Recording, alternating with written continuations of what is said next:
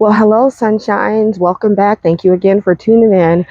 It is beautiful here in Mass, and I'm going to keep saying that because the sun and the weather has just been shining. It's just been good weather, and we are still gardening. We are still blooming. It just looks beautiful. And so I'm going to go ahead and continue to get plants in the ground. How long will I get plants in the ground? Until I can, until the ground freezes. But here we go. So today I finally found a spot where I want to put this Penstemon. And I'm going to try to put up a picture on the screen because after looking at the picture of the Penstemon, and it's a beautiful plant. I think I showed you all before. And like I said, I'll put a picture up on the screen as well. And it says it gets 2 to 4 feet tall and 2 to 3 feet wide. So it's a pretty big plant. And this is what it looks like, how I'm starting out putting it in. And I got it because that foliage is gorgeous and those blooms are going to be gorgeous. And so what I'm going to pair that with and the location I'm going to put it, it's actually creating or extending a garden space. And so what I'm going to do is I picked up some sedum. Yes, you can propagate sedum. I'm always telling you all how easy it is to propagate sedum. But what I wanted, because that has no blooms, is I just wanted an instant effect. And these were on clearance. So I went ahead and grabbed them. And I also don't want to keep taking from my other sedum right now because I'm enjoying how lush they are. And so we got these two sedum. I'm also considering putting those phlox that I moved from over there by the goat fence, if you would say. But I'm going to get over here and look at this space, and then I'm going to decide because there's 4 phlox. And I just think the colors would all go together. They actually bloom pink. And then we have the sedum, that has its different stages. And then we have the Penstemon that has those pinks in there. So I think it would be nice. I do want to go look at the space some more to make sure we actually have enough space for everything. But you know me, I don't mind things touching. So let's head over there to where I'm going to put them. And so this is where we are. That is the hill garden. This is a veggie beds.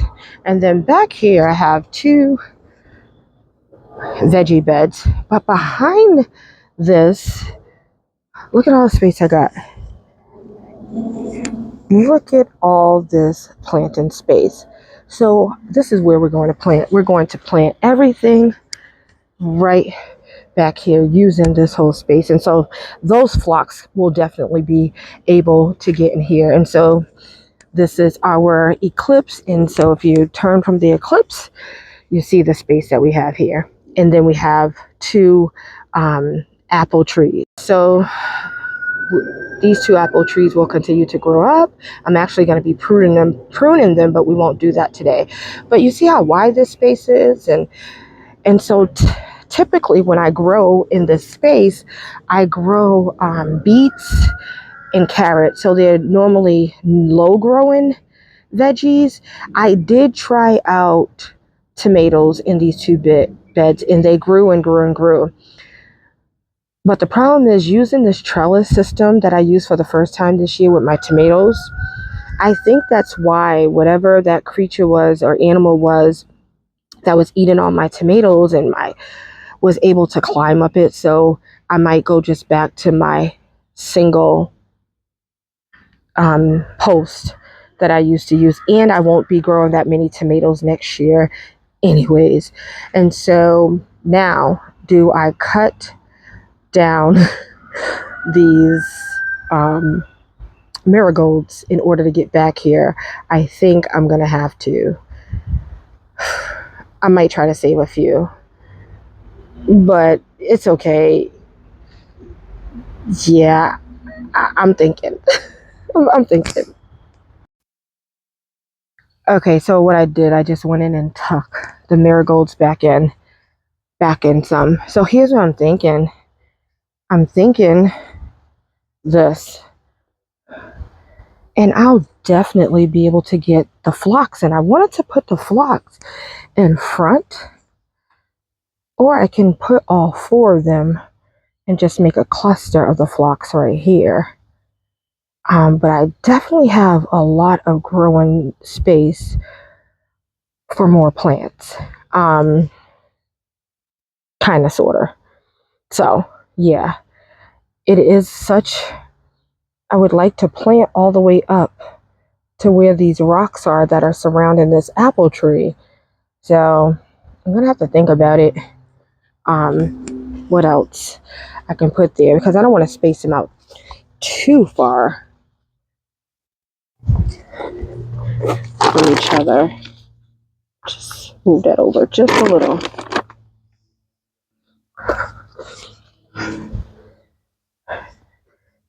I think that's going to look so pretty. And once the marigolds are gone and these panels that I created are gone, or trellises I created are gone, and then you have this in the backdrop and you have, you know, whatever vegetables growing in the bed, I think it's going to be super pretty. So I'm going to just be thinking about, as I plant these up, I'm going to think about the phlox and how I want to incorporate those 4 phlox. Okay, here we go. Trying to set y'all up on the hill is interesting. But what I'm going to be planting with is I'm going to be...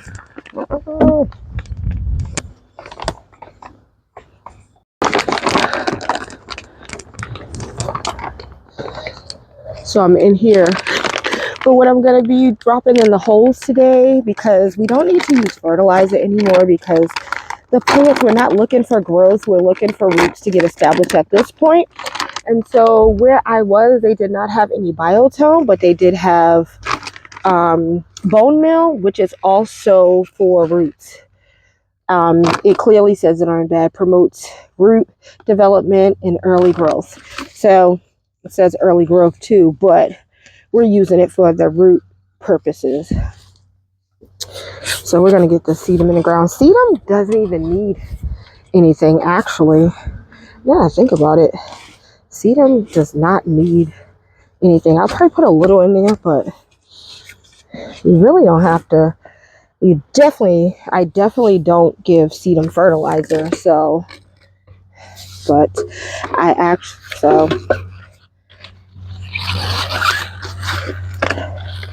these sedums were on clearance because that's just where we are right now. And they did have a little powdery mildew, but I wasn't scared of that. I knew they weren't going to be close up on other plants as well, so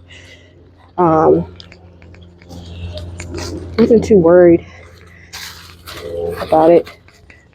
And I knew if they were really bad, I also have the option of just cutting them back. They have new growth and just cutting them down, but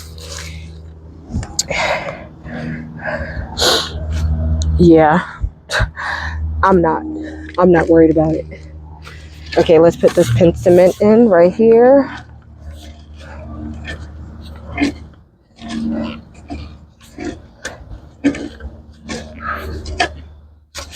And the soil is nice and wet because we just had a wonderful rain.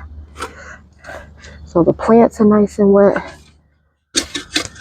Sorry, worm, I disturbed your peace. And the soil is nice and moist. And it looks like I have some type of vegetable growing up over here. I know you've been waiting, Penstemon. I don't know, I brought this a couple of weeks ago.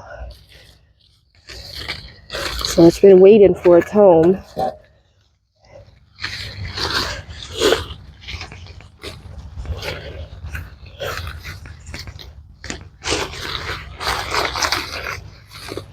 I hope you like it here. One more. And I didn't even put the bone meal in the sedum. I mean, in the Penstemon. Oh my gosh, I'm gonna have to pull it out.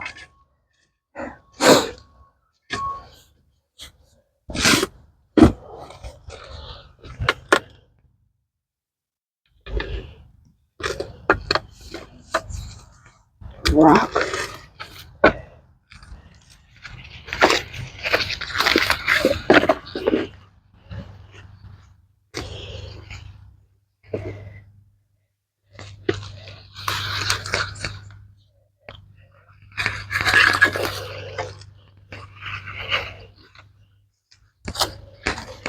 That sedum is actually too wet.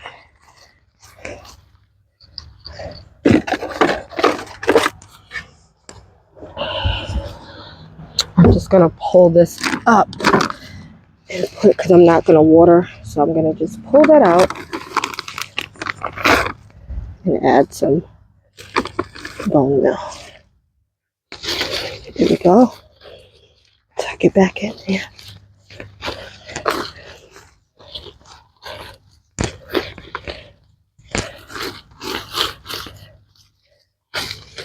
Actually want it a little lower. There we go.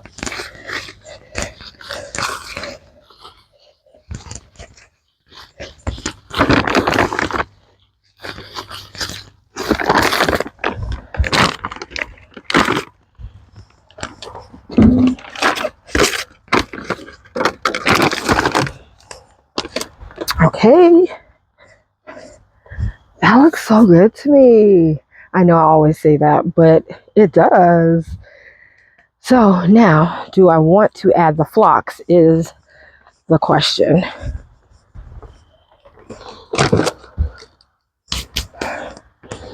Do I want to add the flocks over here? I think it would be pretty. So maybe because there's 4, I'll kind of like intermingle them. I wish you all can tell me what you all think, like right now. I wish you all were able to tell me right now what you all think. So I could put a patch of phlox right here and kind of, maybe I'll do that with the phlox. That would be, okay, I'm glad I'm thinking it through. Thinking it through really helps.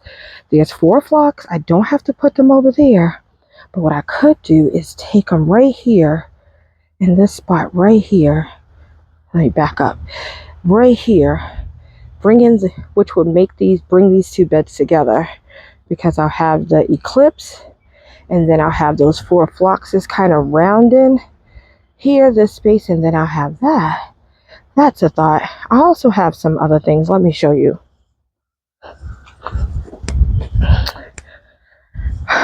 I finally got my hands on this Kniphofia. Oh my gosh, I've been wanting one of these things, and I took a trip back to that Sienna nursery and I got it. So, but I think I know where I want this to go. And remember I told you all I was gonna go back. Remember that daisy that I didn't get? That one was the marshmallow daisy, right? This had a better price, but it looked kind of like the marshmallow daisy. So I was like, but I also like on this, the big yellow center. So this is the goldfinch Shasta daisy. That's what that one is. Another video, another moment when I didn't realize that my mic went out. Sorry guys, I think I've gotten to the bottom of this. But here we are. I decided that I was not going to plant out the Shasta daisy because I did not know exactly where I wanted to plant that at this present time. So what I am going to plant is the Kniphofia. But in order to get that planted in the space that I have planned for it, I have to take out this beautiful salvia. This salvia is an annual salvia that I paid about $6 for it, and it has done its job. And so I'm going to go ahead and have to take this out in order to get the salvia in the ground. So I'm going to dig this up and I'm just going to place it in a planter in order to get that Kniphofia that I am so excited that I finally have in the ground.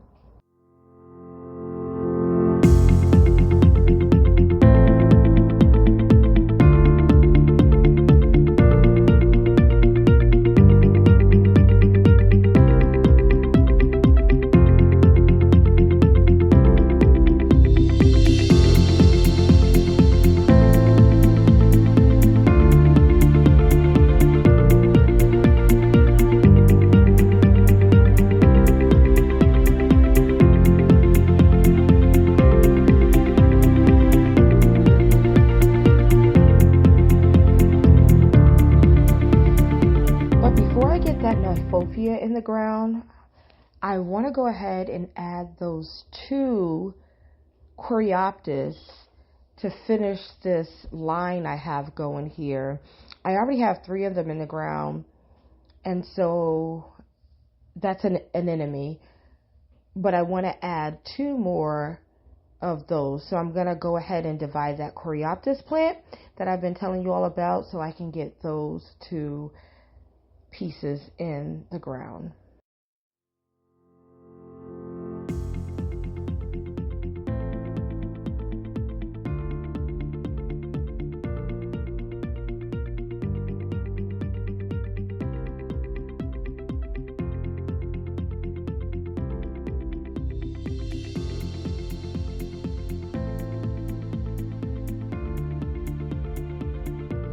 I actually was able to get 3 nice chunks, 2 to go put in the ground and 1 to put back in the pot. So that was exciting.